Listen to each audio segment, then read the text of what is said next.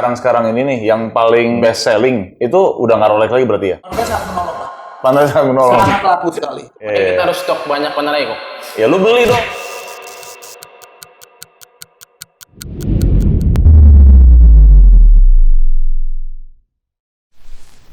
Oke, kembali lagi di Hobi Jam TV. Kali ini gue bersama manajer operasional gue, Mr. Iwan, sama sales kesayangan, Pak Arif.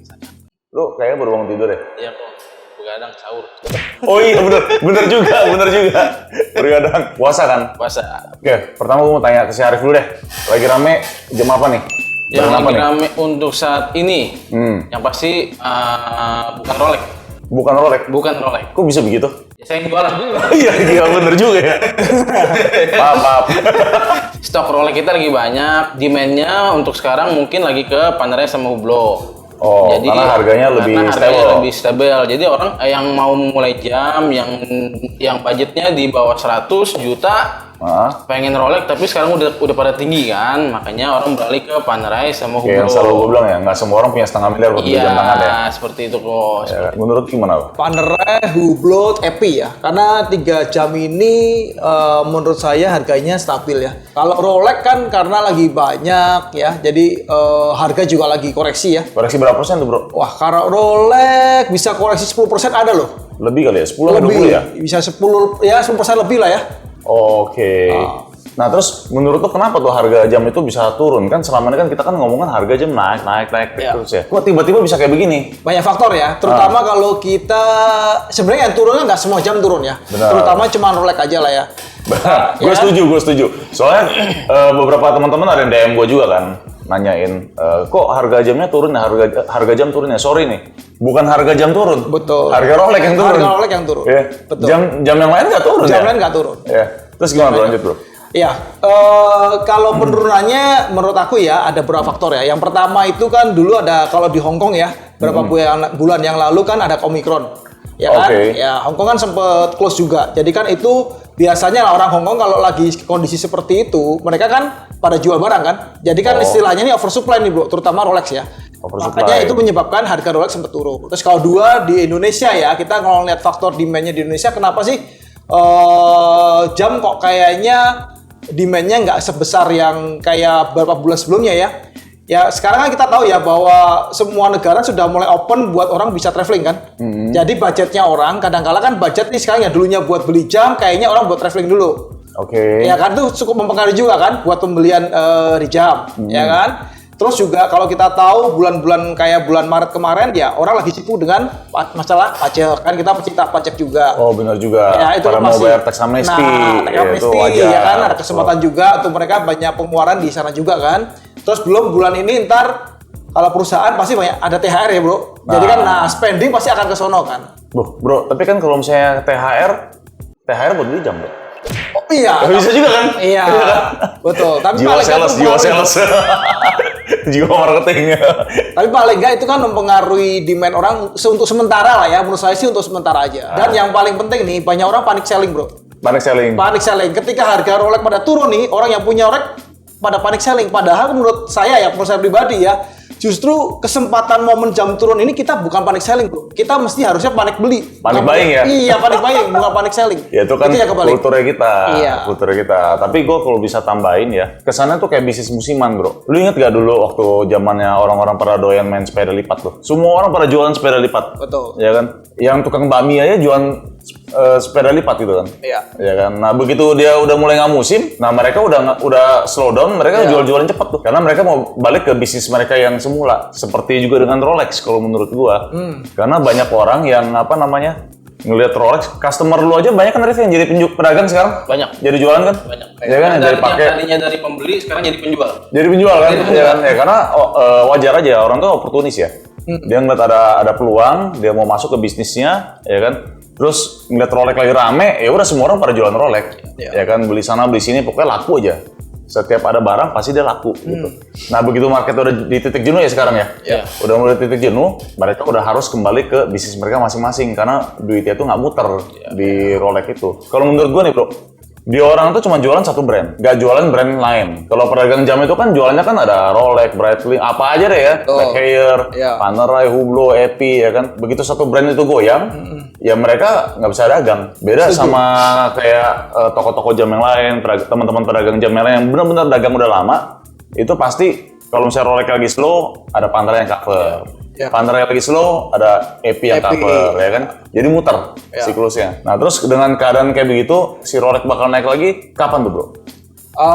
Kalau menurut analisa pribadi ya, kayaknya kan ya sampai bulan April, pertengahan Mei lah ya. Tapi kalau menurut saya nih sekarang ya, coba ya kita lihat market ya sebenarnya bro ya. Kalau kita lihat inflasi kan lagi tinggi-tingginya bro, bener kan? Dimulai dari China tahun lalu inflasi tinggi sekali, ya kan? Sekarang di Indonesia pun ya kan kita beli minyak aja harganya udah naik berapa kali lipat. Harga mobil juga naik ya? Harga mobil, second mobil baru juga naik semua kan? Iya. Artinya kan inflasi tinggi, ya kan? Sebenarnya kalau inflasi tinggi harusnya menurut saya ya, apalagi jam ya, kan termasuk barang yang luxury lah ya, barang mewah ya. Lagi. Nah, pasti akan naik juga dengan sendirinya kan. Tidak mungkin istilahnya nih, brand seperti Rolex nih ya, nanti harga barunya nggak akan naik loh. Pasti akan ada kenaikan mengikuti dengan inflasi kan. Yes, benar. Gitu. Jadi menurut saya, ya kita nggak perlu panic selling. Jadi kalau kita sebenarnya nggak butuh uang banget buat untuk emang buat sesuatu ya, baiknya kita simpen di jam kan, pasti akan naik kok. Kita nggak usah worry gitu. Masih salah satu instrumen investment. Betul. Ya. Tapi memang wajar ya, masa naik terus gara turun-turunnya ya. Koreksi betul. Kita sebutnya koreksi.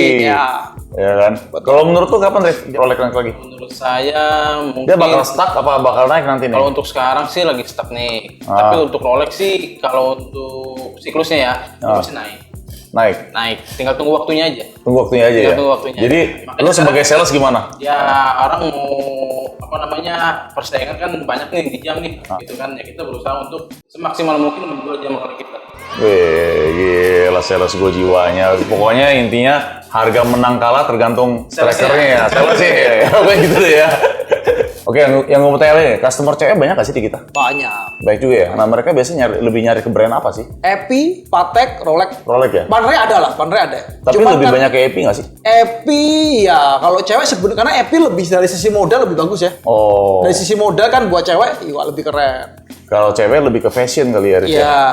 Kalau nggak mikirin investment dulu ya, yang penting gaya dulu. Nah, terus lu sering nggak ketemu kalau cewek, Rick, nawarnya gila-gilaan? Sering. Maksa gitu? Sering lah, kok banyak lah customer perempuan yang belanja di hobi jam. Terus lu gimana cara handle-nya tuh kalau misalnya dia maksa? Kalau cara handle-nya ya semaksimal kita aja kok. Maksudnya, semaksimal? Iya. Kita buka harga segini, mungkin masih kemahalan menurut dia terus tawar lagi sampai jadi. Bukan sampai jadi kok, sampai pengen jual modal. Sampai jual modal. Kalau bisa rugi dikit ya? Iya.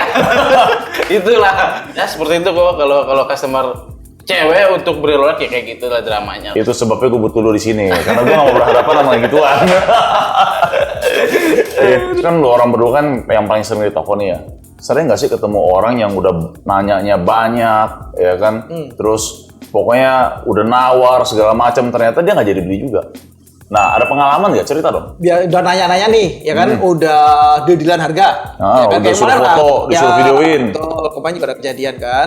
Udah deal harga, ujung-ujungnya dia coba ngecek lagi ke tempat lain. Oh, cek toko sebelah. Terus toko sebelah kan. Ujung-ujungnya ketika saya coba follow up, oh ya Pak, saya ditawar di tempat lain kok harganya seperti nggak apa-apa. Saya bilang kan, ya itu kan pilihan Bapak kan. Kalau emang Bapak bisa mendapatkan penawaran yang lebih bagus dibanding kita ya kenapa enggak? Tapi kan pertanyaannya kan masalahnya kan dia mau tukar tambah nih bro, ya kan? Dia mau tukar tambah. Oh mau tukar tambah. Mau tukar tambah. Oh gue tahu nih, pasti toko itu nggak mau ambil barangnya.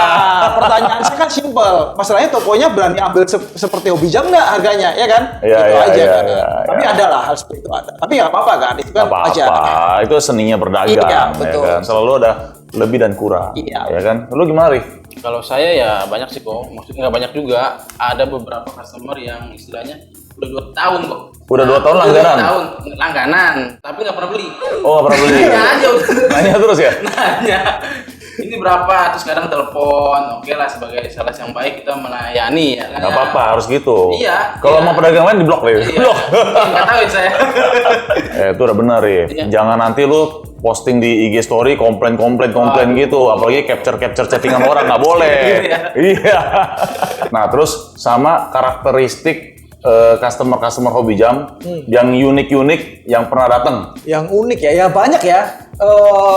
Customer yang beli sama kita kan banyak tipe ya, mau dari istilahnya nih dari orang yang kerja kantoran sampai orang yang biasa-biasa aja, yang kadang-kala kita nggak nyangka juga kan penampilan mah biasa aja ke toko bro, tapi belinya mungkin bisa lebih mahal dibandingkan yang customer yang kita secara penampilan oke ya. Yang kelihatannya crazy rich gitu ya. Iya. Katanya belinya biasa aja. Betul, gitu ya. Gitu. Jadi kalau karakter ya banyak lah. Yang penting ya kita service mereka aja kan. Kita jangan lihat penampilan lah. Jangan lihat penampilan, nggak boleh juga itu, nggak boleh. Iya, betul. Tapi gua juga ada nih.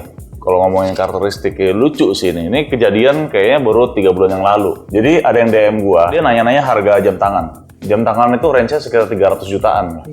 300 jutaan waktu itu Hublot kalau nggak salah. 300 jutaan. Nah, yang paling aneh ini yang DM gue nih, akunnya followernya 0. Terus dia juga nggak pernah ngepost apa-apa. Intinya akun baru deh. Terus yang lebih konyolnya lagi, picture profile di Instagramnya atau kecoa. Ya kan? Terus dia DM nanya harga jam 300 jutaan. Gue bingung nih, ini orang nih, ini kayaknya ngecek doang atau apa gitu kan. Gue kasih aja harga.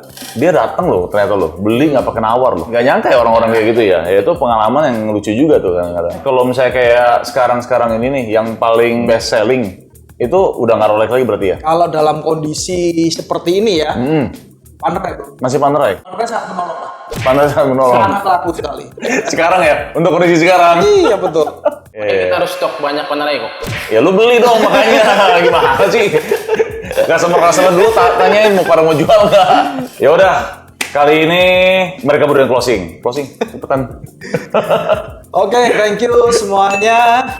Kami mau mengucapkan selamat menunaikan ibadah puasa ya buat customer kami, sahabat-sahabat hobi jam ya, yang di bulan yang baik ini sedang menunaikan ibadah puasa. Itu aja ya bro. Oke, sampai ketemu minggu depan. Bye.